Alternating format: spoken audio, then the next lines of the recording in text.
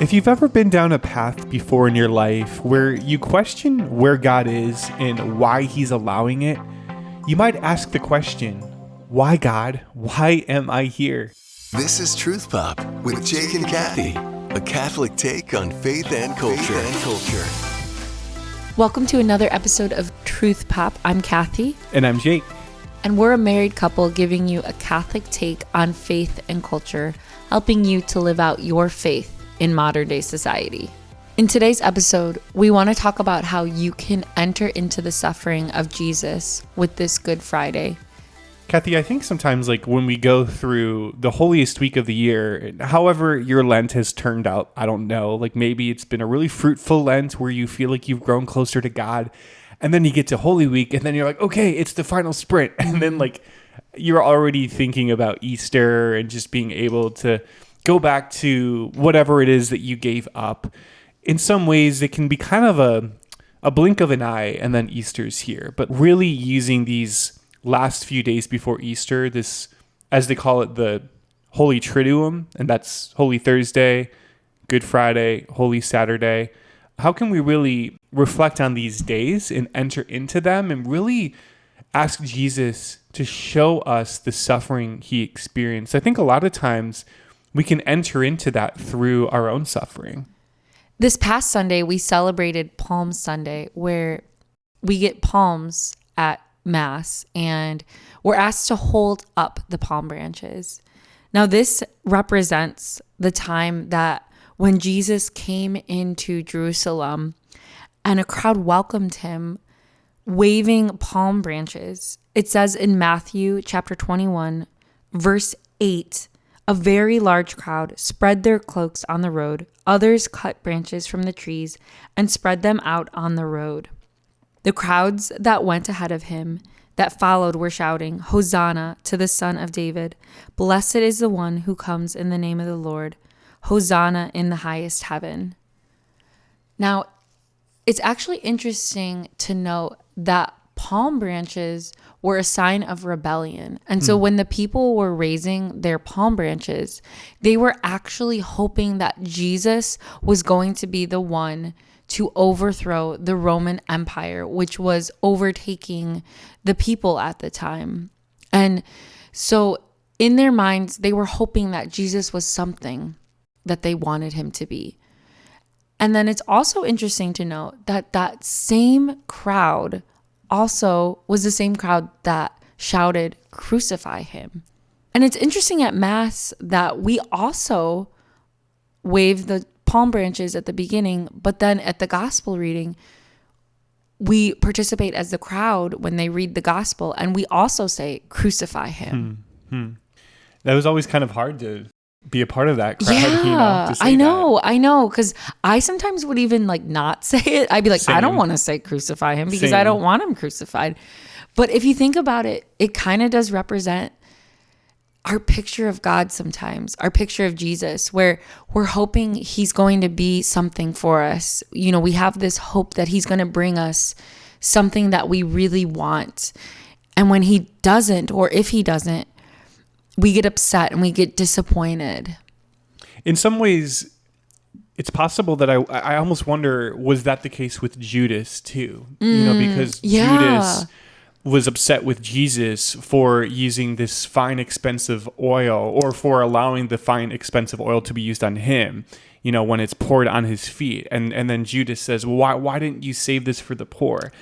And then we start to see that, Judas is starting to get disenchanted with what Jesus's real mission is. And we see Judas's heart being so focused on earthly means and on money, right? Yeah. And then he's like, wait, this isn't the guy that was going to overthrow the Roman government. And then as much as we blame these people for turning on Jesus, at the same time, like you said, babe, we ourselves do that. Yes. And we know Jesus is God. We know he's our king. Yeah. The one thing that it's so clear is that Jesus does not focus on earthly glory. The people try to glorify him in an earthly way, but the only crown that Jesus would ever accept is the crown of thorns. He is showing through his passion that his true home, it's not here on this earth. it's heaven. And he wants to reveal the beauty and importance of heavenly glory. And I think the same can be said for us. You know, our true home truly is in heaven. And this earth, we have to live here right now, but that's not really our true goal. Yeah, and I think it gives us perspective then when we're going through real suffering, when we feel like we're carrying the cross of our own lives and we ask Jesus, why are you allowing this? Like, why is my life turning out this way? You know, we ask that question, and whatever it is for you, maybe it's been a difficult Lent for you. Maybe you didn't grow closer to God and you're asking God, like, I've really tried to go closer to you. Why do you feel so distant? And it's maybe in that humility of just recognizing that sometimes Jesus allows things for our own lives that we don't want. Yeah. But that doesn't take away the fact that he is still good. And we see the way he carried his own cross and the way that he went through his own passion, that we can simply follow him along that path to Calvary and imitate his example so that we can one day be glorified, not on earth, but in heaven with Jesus's heavenly glory. I think sometimes it's so easy to just get caught up with what the world says about happiness and finding yourself here in this world, and just taking a step back, realizing that no, this world is sometimes going to be paved with tears, but that Jesus is there along the way. I really imagine when Jesus went through his suffering, when he was scourged and mocked, and when he carried that heavy cross and was crucified, his senses were fully alive. He fully felt everything. And I can't even imagine that kind of pain. It says in Mark chapter 15, verse 23, and they offered him wine mixed with myrrh, but he did not take it. Myrrh actually was a type of drug that they would use for people during difficult times, especially when people were close to death, just to kind of lessen the pain. But Jesus refused to take that. He wanted to feel everything to the full effect because he still had so much work to do on the cross. He still had to forgive those who were persecuting him. He had to give redemption to the repentant sinner who was right next to him, that good criminal on the cross. He had to give us his own mother as our mother. He also had to consummate that last cup, you know, as they say that he did drink that last cup on the cross when he said, I thirst. And he was finishing that eternal covenant that God had promised. From the Old Testament, God had promised that he was going to give an everlasting covenant. And he promised that he would give a universal church to all the people. And Jesus completed that on the cross.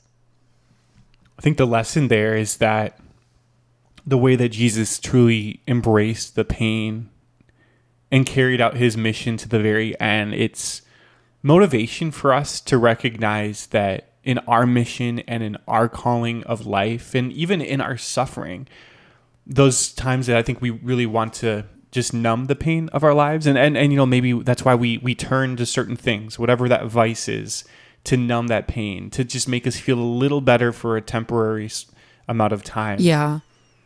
You know, whatever it is that we do turn to, we can turn to Jesus on the cross and picture him looking at us and think about all of the pain, all of the passion he went through for you.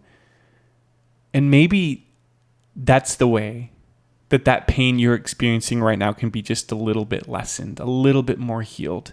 That Jesus' blood on the cross can pour over your life and heal you of that shame, heal you of those wounds, that you don't have to turn to anything else, but instead you can fully embrace your cross and know that Jesus holds you in the palm of his hand, in his heart, and that he wants you to receive heaven.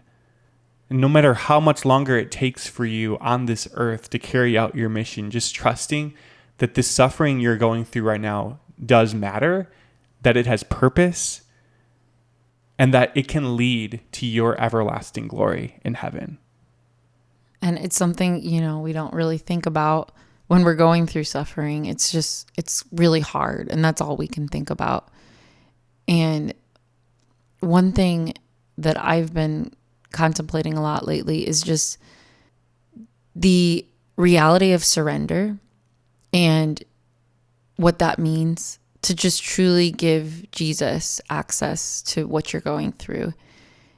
And I'll be honest, I'm pretty good at working out problems, getting through difficulties. Yeah.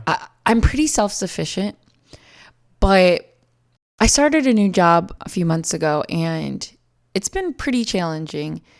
And for the first time, I feel like I really can't do this on my own. And I've been just kneeling before the crucifix and just truly surrendering each day to Jesus, just saying, Jesus, I surrender myself to you. You take care of this. And the amount of grace I've had throughout these past few weeks have been pretty unbelievable, because I'm not really sure how I get through my days, but somehow I am. And I just feel like I've been doing a really good job despite how difficult it's been. And I recognize that grace of surrender is so powerful. So I just want to encourage you today, whatever you're going through, whatever difficulty you have, whatever cross you're carrying, surrender that to Jesus, crucified on the cross, dying, breathing his last breath for you. And picture him telling you that he loves you and that he wants to help you and give you that grace that you need. This is Truth Pop